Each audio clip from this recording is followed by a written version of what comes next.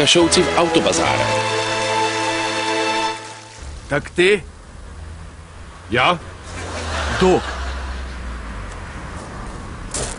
Hej, ty môj, poď sem. Ako ja?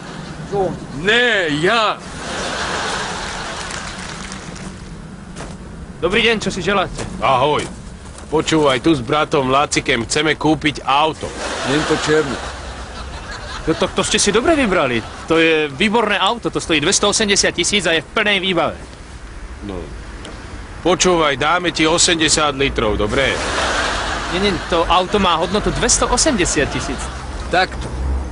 Má aj elektróny. Samozrejme.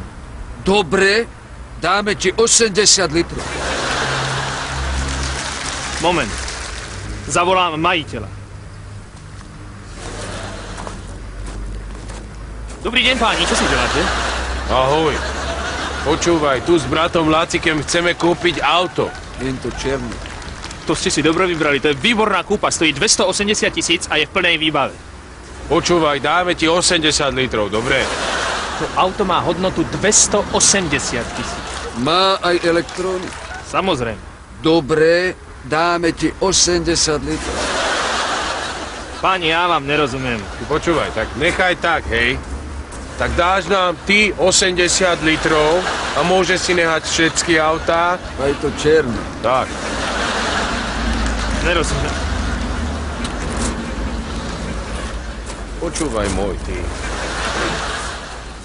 Ty máš ženu, že máš ženu, ty?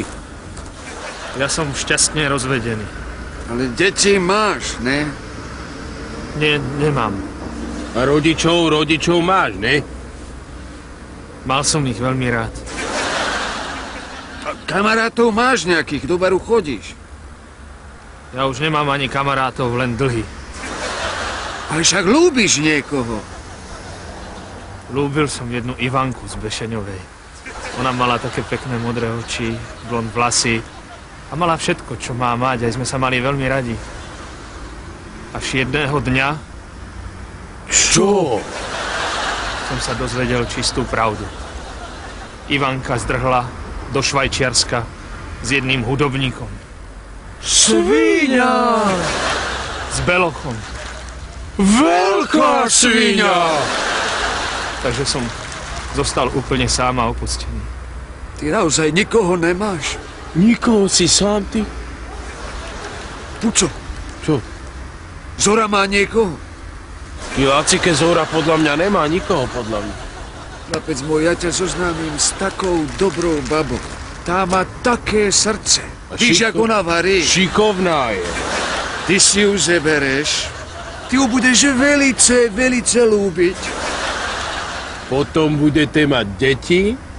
A potom prídeme my.